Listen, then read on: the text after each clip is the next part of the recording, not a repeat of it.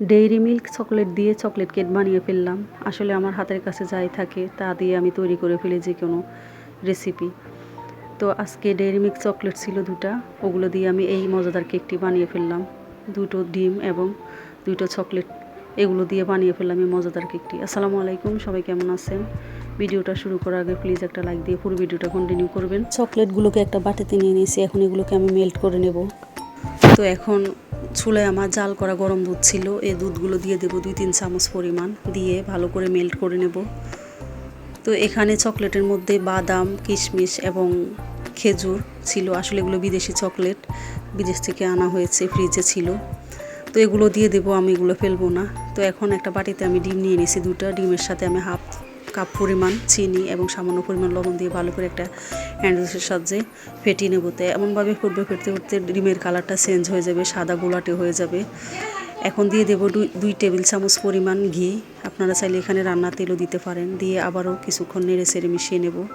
সব কিছু ভালো করে মেশানো হয়ে গেলে এরপর আমি বাকি উপকরণগুলো দিয়ে দেব। এখন দিয়ে দেব 1 কাপ পরিমাণ ময়দা, আপনারা চাইলে এটা আটা দিয়েও করতে পারেন, এবং 1 চামচ পরিমাণ বেকিং পাউডার এবং হাফ চামচ থেকে একটু কম বেকিং সোডা।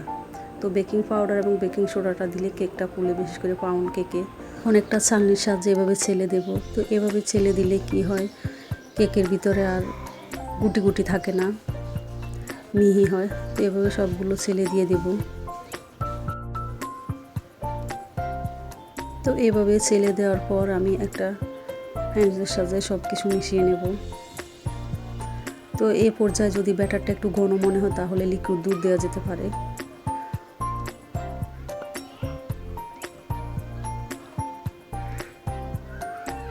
এখন আমি এখানে মেল্ট করা চকলেটটা দিয়ে দেব, দিয়ে আবারও মিশিয়ে নেব। তো চকলেটটা মেশানোর পর আমার মনে হয় যে ব্যাটারটা একটু ঘন হয়েছে, তাই আমি একটু লিকুইড দুধ দিয়ে দিলাম। তো লিকুইড দুধ দেওয়ার সময় অবশ্যই অল্প অল্প করে দিবেন, একবারে দিয়ে দেবেন না, তাহলে ব্যাটারটা একবারে পাতলা হয়ে যাবে।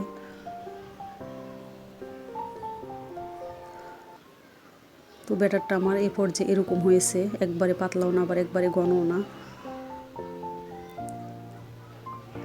এখন আমি যে মোলটি দেব ওই মোলটা রেডি করে রেখেছি আগে থেকে। কোনো পরিমাণ তেল ব্রাশ করে এর উপর একটা সাদা লেখার কাগজ দিয়ে দিয়েছি।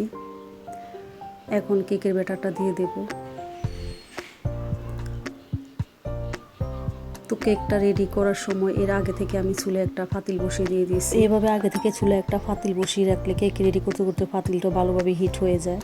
তো আমার কেক রেডি করা হয়ে গেছে, এখন পাতিলটা হিট হয়ে গেছে ভালো করে। তো এখন কেকের মোলটা বসিয়ে দিয়েছি এবং ঢাকনা দিয়ে দিয়েছি।